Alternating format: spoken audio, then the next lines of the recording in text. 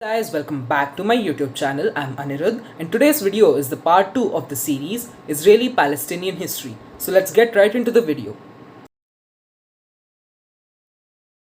Israeli Palestinian History Part 2. In the previous video of the series, we discussed the following topics. So please see that video first and then watch this so that this video will make more sense. The link is in the description. In this video, we will be discussing about the Oslo Accords, the first and second Intifadas, and the current situation in the West Bank. First Intifada. More and more settlers were moving into the West Bank who were protected by more and more Israeli soldiers. The Palestinians became frustrated. In the 1980s, the Palestinian frustration erupted into an intifada, which means an uprising. It started with protests but soon became violent. Israel responded to violence with heavy force. Hundreds of Israelis and over 1,000 Palestinians died in this conflict. In this map, we can see that there are many areas marked in red in the West Bank. These are the places where the settlers from Israel were moving into. Meanwhile, in Gaza, a group of people in Gaza considered the PLO to be very secular and compromise-minded.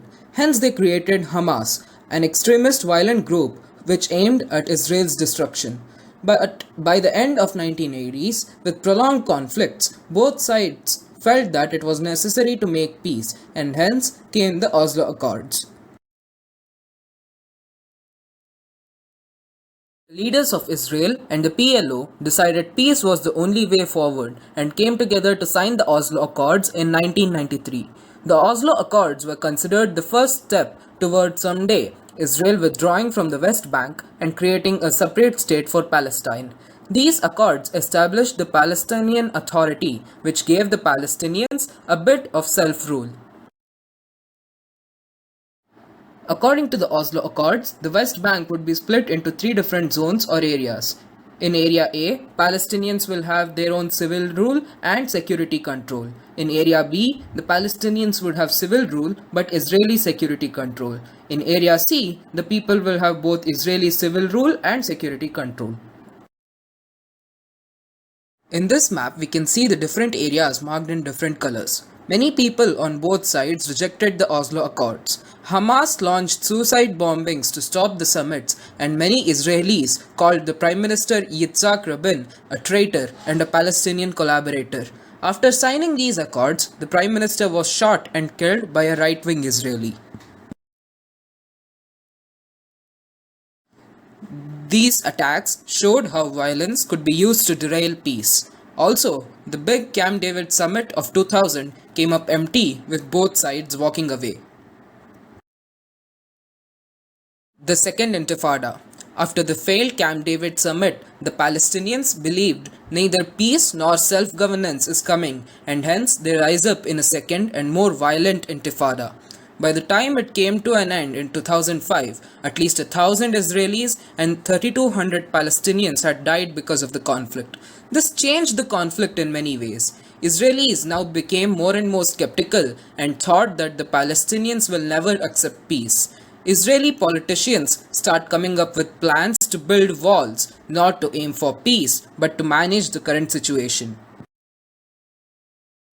In 2005, Israel withdraws completely from Gaza and Hamas gains complete civil and military control.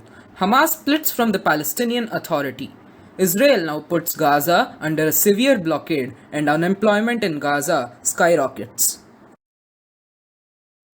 In 2014, another violent conflict erupts between the Palestinians and the Jews, and again force was used to bring order. This is the situation in Israel today. Palestinians find this frustrating, and the periodic violence that keeps erupting kills more Palestinians, and majority of them are civilians. But in Israel, most of the people have moved away from this, as the conflicts in the West Bank have very little changes in their life. Let's end the part 2 of this series with a quote. We must not give up the right of Palestine to exist, just as we must protect the right of Israel to exist in peace and security with its neighbors. Thank you very much guys for watching this video. Stay tuned for the third part in which we will be discussing about the current violence in Israel.